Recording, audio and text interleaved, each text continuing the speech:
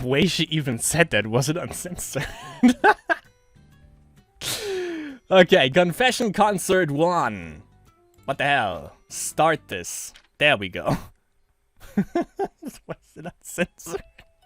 I fucking love it.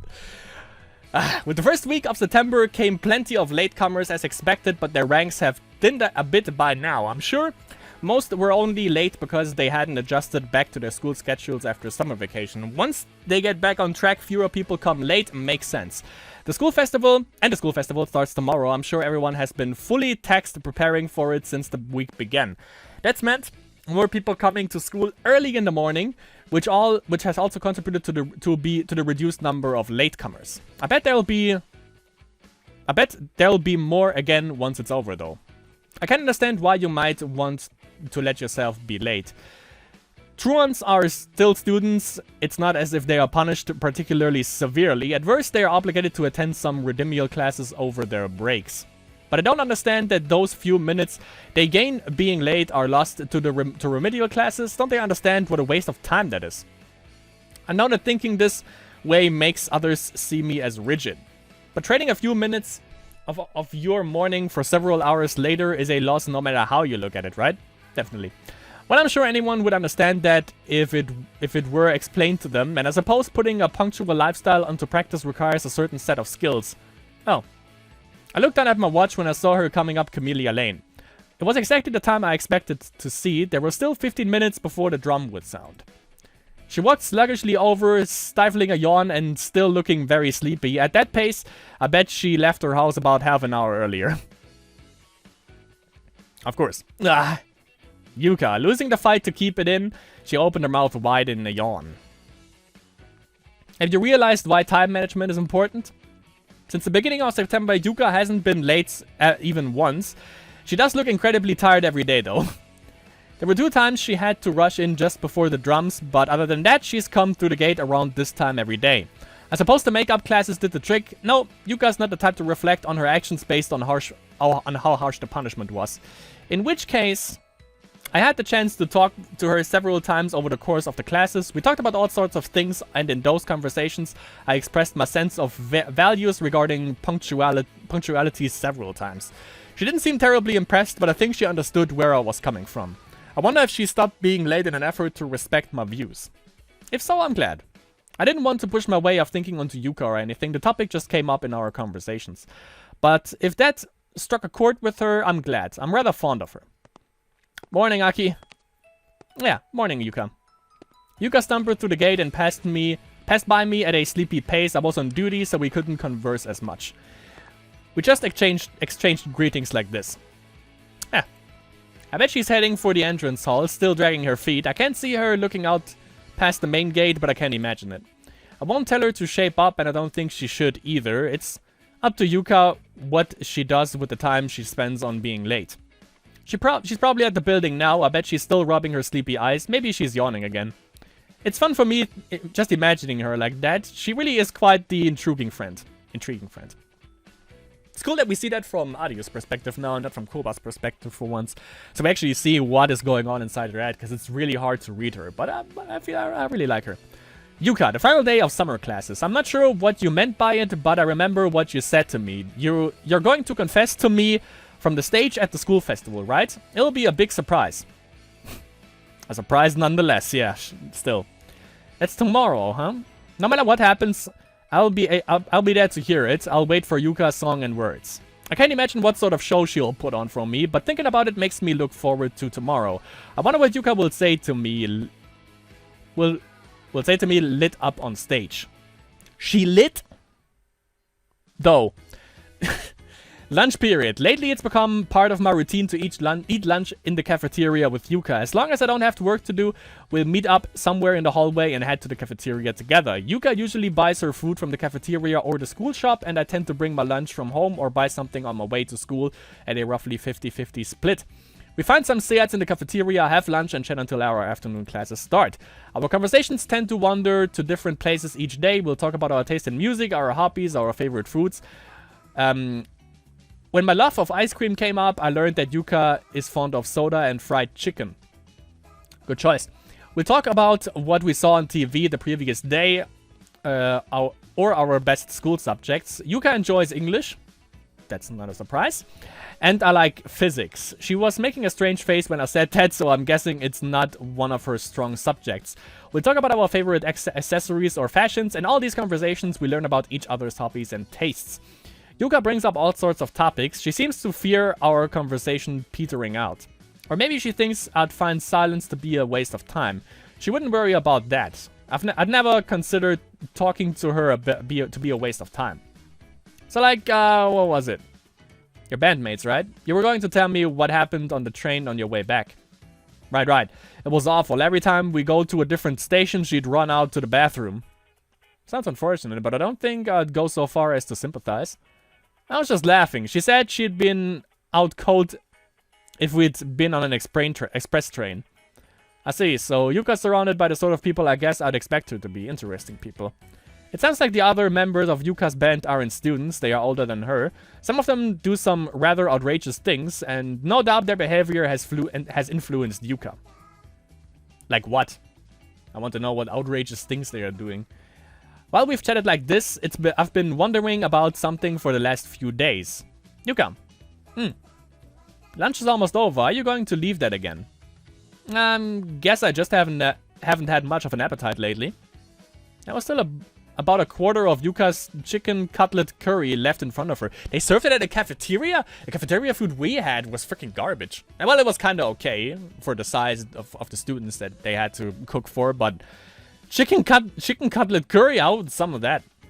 Just as she said, she didn't appear to have an appetite. In fact, she hasn't had one for the whole week. I like curry and I like chicken, so I thought I'd be okay today too. If you can't finish it, should I? What? I guess so. I'll go get another spoon then. No, that one's fine. Oh. I took the plate and the spoon from Yuka's side of the table. I picked up the spoon and brought the remainder of the curry to my mouth. Yuka's eyes locked to my face amused me. Yuka shouldn't get so nervous just because I'm using her spoon. I did want to see her reaction though. She was more stunned than I'd been expecting. She's playing with it. I love it. It's good. I've never had the cafeteria curry before. Yeah. Your lack of appetite lately isn't because you're feeling well, is it? No, that's not it. My stomach just feels kinda heavy lately. I wonder why. I think I know. I'm guessing Yuka's lack of appetite is due to the pressure she's feeling. I haven't asked, but I wonder if she's getting enough sleep at night. Probably not, considering how she drags herself to school, even though it was basically the same. The school festival's tomorrow and Yuka's performance too, and she has her surprise waiting for me. I shouldn't be surprised if she's feeling stressed. Yuka, pardon the abrupt question, but... yeah. Are you the type to sleep well before a field trip, Yuka? What about, say, before the entrance exam for the school? I don't know. The old me's dead now, so I don't really remember. I see. The old me's dead, huh? Yuka uses this phrase a lot. It must mean that she's just that different now. Perhaps the opposite of how she was before. I can't imagine that much. I bet I could find out by asking Yuna, who went to the same middle school as her, but I suppose I won't. I'll hope that Yuka will tell me herself one day. I changed when I met rock and roll. I've heard something to that effect several times now, and I imagine she did. Rock must have suited Yuka, almost too much, I'm sure. It's become a crucial component of herself. The aggression of that rock music must be the source of her cheerful drive. And I do think Yuka's got drive. I bet her rocks behind things like how assertively she asked to be my friend. Though it looks like her nerves and the pressure she's under are things so great she can't simply break through them with the power of rock alone. Before taking bold action, she's feeling excess stress. Yeah, we've seen that. Thanks to Yuna, she kind of loosened up. That's the situation Yuka is in now. I wonder if she'll manage to confess up to me up on stage tomorrow. The weight she's feeling right now must be extraordinary for her. From what I've seen so far, I give her a 50-50 chance. The whole thing could end without her doing anything. She may not be able to accomplish this confession of hers, but she may pull it off.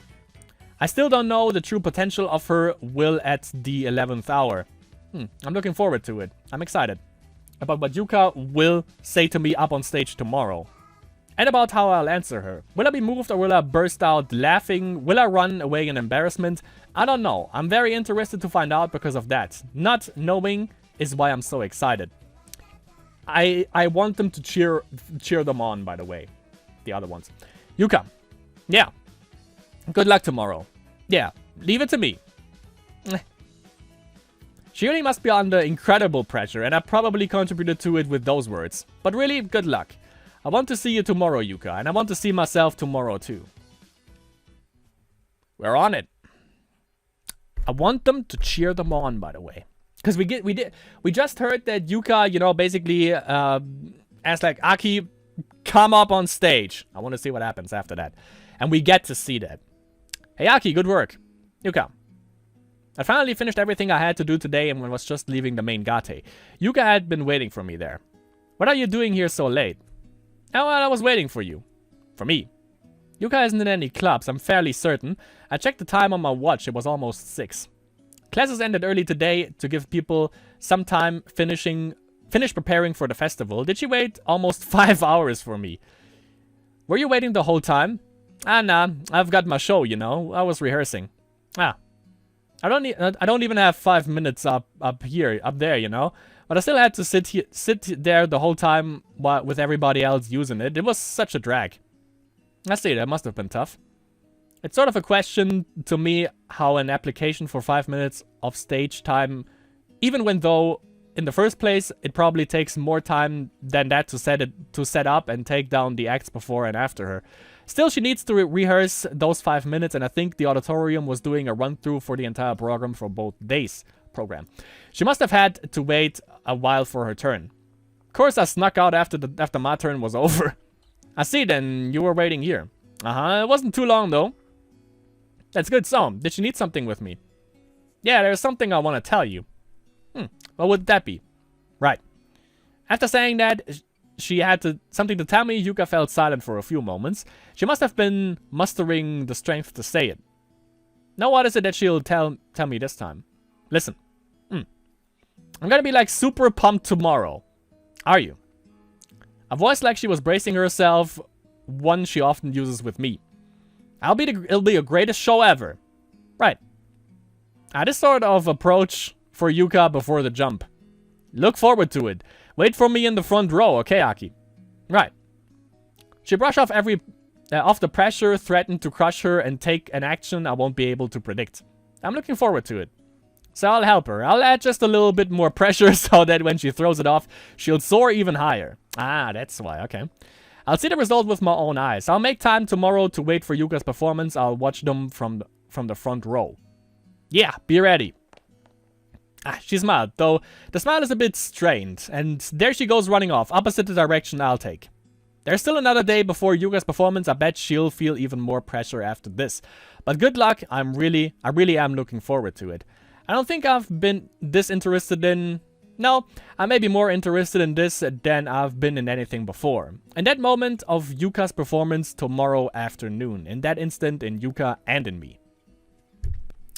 Okay. Let's see if we get this from KOBA's perspective or if we stay in Naki's perspective, which obviously would be the more interesting part because we kind of knew, or we kind of know already how KOBA acted. Yeah, because we saw that in Yuna's storyline in the overarching one.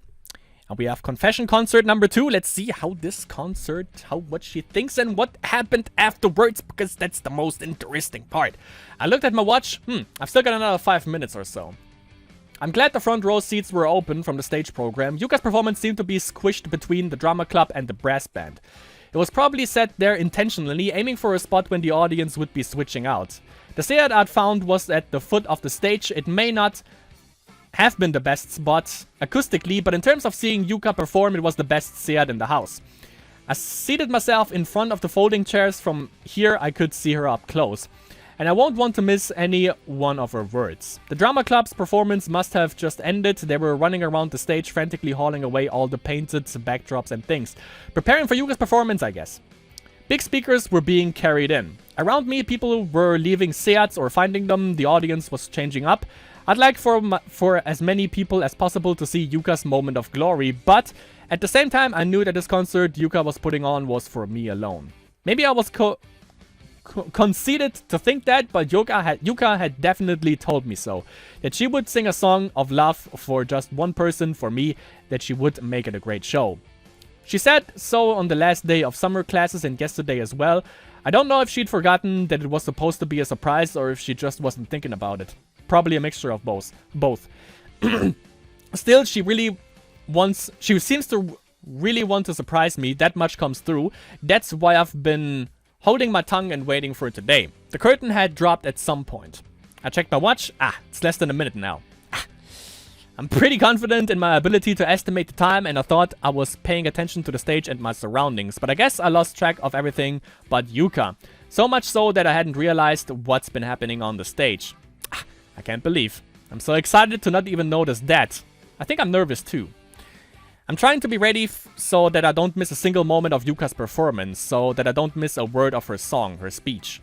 Now the curtains are about to rise. They should be, but they remain stubbornly lowered. I wonder if there's some trouble occurring.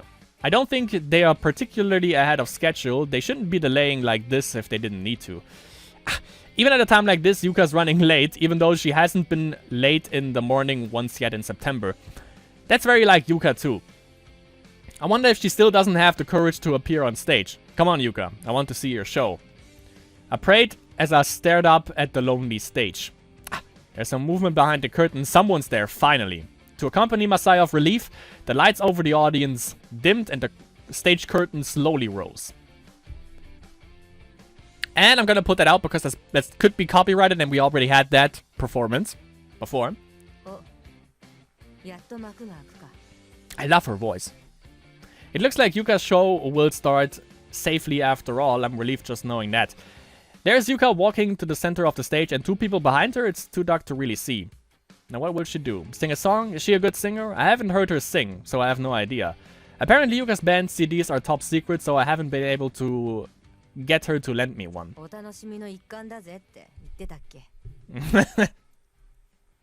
There's just so much energy she's putting into this performance, but I'm still a little worried. Yuka usually acts very cheerful, but I think sometimes it's just something she does to give herself some momentum.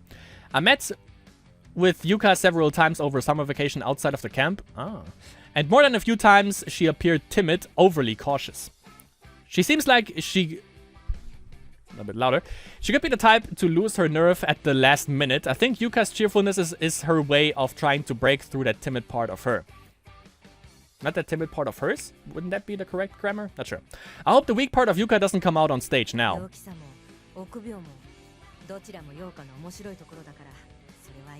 She's totally into her.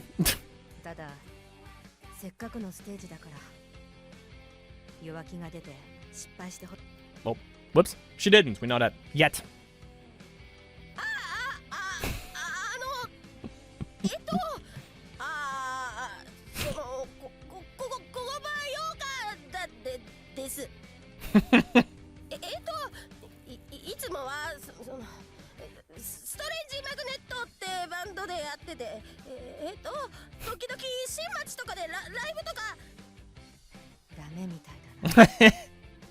She's frozen stiff.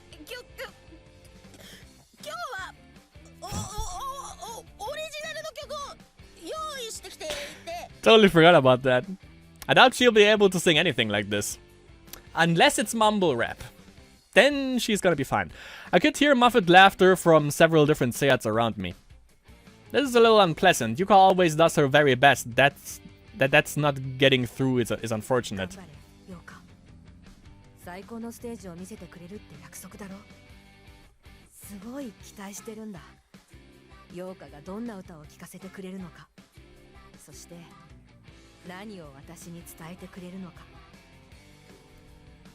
I can't say anything to her. All I can do is watch with all my anticipation in my gaze. Did our eyes meet there? Was it my imagination? That's where she got the energy from. Makes sense. Yeah. I never figured it out. The lights suddenly exploded across the stage and the speakers roared with sound. Which I have to leave out. Yes. I'm gonna leave that out just, you know, because we had that before and it could be copyrighted. Not entirely sure. But look it out, search it up on YouTube. I think it's out there. Yuka's voice rang out loud enough that you might think she didn't need a microphone. Then the resounding guitar out in the auditorium to the time of Yuka's strums, then her voice added again. Probably because of my Seat at the very front, Yuka's own voice seemed to come to me before the speakers could catch up as a song carrying her words. After a finished phrase, the momentum following Yuka's shout of now, a burst of drums, guitar, and bass all folding together and slamming into me. Yuka's voice was added to it, becoming a song. She sang. It was a song of love. I heard each and every lyric. Even among all the sounds, Yuka's voice reached me. I understand, Yuka. How much feeling has been packed into the song, how much time since you started talking to me you've held these feelings. Even though to become this song and resound, enough to become this song and resound within me. I remember surrounded by Yuka's song. Just once over summer vacation, Yuka brought me to a music club. It was my first time at one. They did a lot apparently. And I hadn't known anything about them, but Yuka taught me all sorts of things, and what I remember most is what made the biggest impression was... yeah, that's music. It hadn't really struck home at the time, but now I understand. I stood, because I couldn't stay seated. My pulse is firing like the rhythm of that drum beat pouring from the speakers. I don't care if it's just me, I just want to stand. I want to tell her that her voice is reaching me. The song Yuka's singing up until the final chord, I want to accept it, because this is Yuka's song for me, her voice. I want to hear it out to the end. This is a song of love. Yuka's singing her feelings, but they resonate with mine.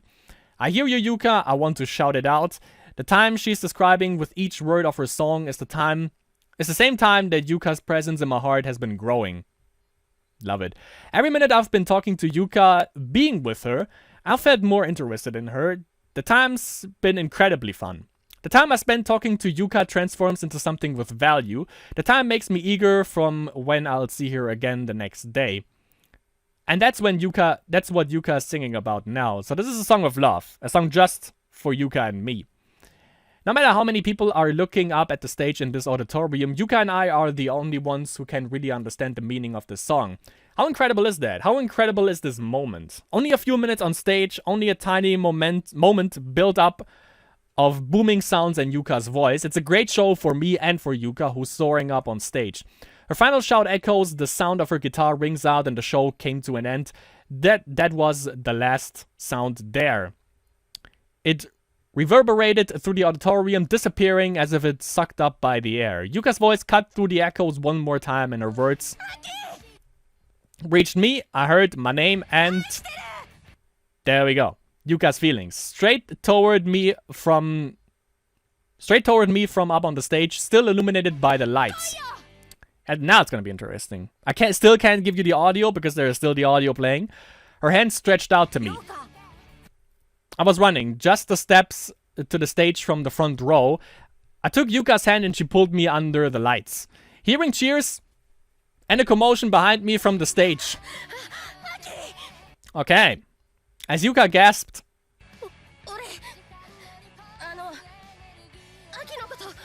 she doesn't really sing live, just saying.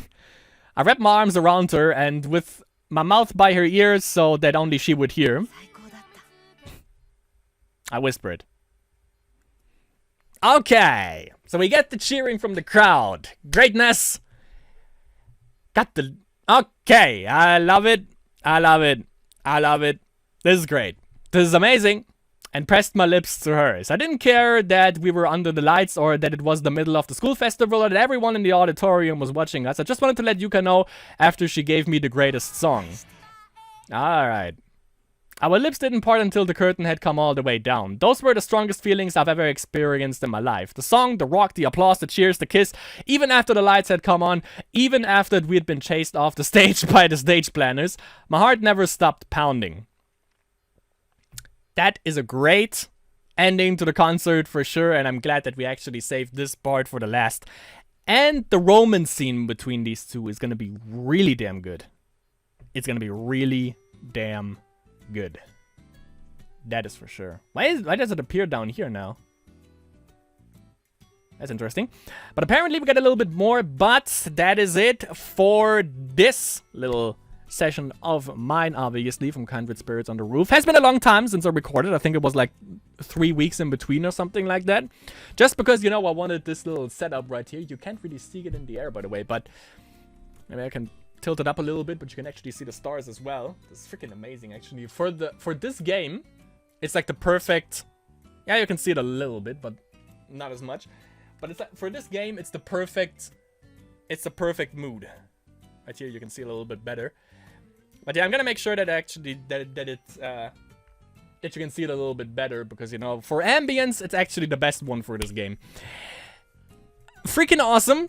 I fucking this was, yeah, this is that break that I took. Definitely, I didn't expect anything like this, but this was just great. We had like 2 really cool intimate scenes, Maki and Miki with the climax. I want one more between Sono and Kiri. That's for Ding Dong Damn Sure. We need one more where Kiri returns the favor, the por favor, as I like to call it, the por favor. And also, we have Adio and KOBA finally being together, and that is a romance scene I'm really interested in to see when they get it on, how they get it on, like who is taking the lead role. Probably Adio. I could see that. Probably Aki. Sorry, Adio, Aki. Yeah. But yeah, it's cool that it actually worked out between them as well. And next, I thought we were gonna head right into October. We only have 2 more months remaining, which is kind of a bummer, because that means we are almost close to the end. But... by the way, there are 4 drama CDs to this, and I don't know if I can actually make a playthrough, because the drama CDs apparently are just CDs that you can listen to. So I don't know if I can actually record them. But if not, then I'm just gonna give my summation, like a little review to them. So, but we're gonna see about that, obviously, when I get to that. But I'm definitely gonna squeeze every last inch I can of content I can out of this little thing, because this is freaking great. This is the greatest shit I've played ever, period. I fucking love this. I don't care about any other visual novels at this point. You know, this one right here is premium content. It's the best I've ever played. Nothing is ever gonna touch this. That is for certain. Definitely. Mark my whiff, mark my word, nothing can top this. This is gonna be the one, like, this is gonna be on top. This is the prime level. Nothing is getting past this, because not only do you get invested in every character, not only has every character really character, like a little personality that always oozes through. The intimate scenes are so greatly worded, because, you know, that is the word that I used the entire time for this game. Wholesome. Wholesome is the name of the game right here. It's Kindred Spirits are wholesome, basically, because like, you know, it's like, okay, we don't know what to do after we kiss, basically, each and every time, apart from the Sono Sensei part, and yeah, that's also, like, the Sono Sensei and Kiri part was so good, because they went the furthest so far. The ambience was amazing during the nighttime. The voice acting was great. You saw, like, it was a little bit of a character break for, she still kept her character, Tsurugimine-san, but... you know, with was it uncensored? I fucking love that. But then, you know, she broke down. Everything was just great. And like that whole, you know, like she wasn't being drowned, and then she was like floating. And god damn it, this was... honestly, everything about that was just great. I don't know. And obviously, you know, this one was just wholesome as it is. Obviously, I fucking love that. So yeah, my friends, that was it for this freaking session of Kindred Spirits on the Roof. I think I recorded for about 3 hours now. That sounds about right. Next time, we're gonna head in. We are still in September, and we have Bonds 1, which is Sachi-san. And in October, from October to November, it's gonna be interesting how that pans out between Hina and Yuna, considering that they see each other every day, and that Hina basically confessed to Yuna already, and we didn't know what happened right after she confessed to her at the Gate, so I guess we get a little bit more information also from Sachi-san, and Megumi, and obviously Yuna, and Hina as well. So that's gonna be interesting. But... my friends, that was it for Kindred Spirits on the Dog on the Roof. I'm really intrigued. We had a bunch of intimate scenes from basically all couples. The only ones that didn't have any intimacy so far are 2, which is KOBA and Ariu. looking forward to this. This is gonna be great. And obviously our senpais right here. I think those are the only ones that didn't have any intimacy parts so far. And obviously, of course, Megumi and Sachi-san and Yuna and Hina. But I guess that is not too far away at this point. So there's not much missing. But yeah, I still hope that we're gonna see...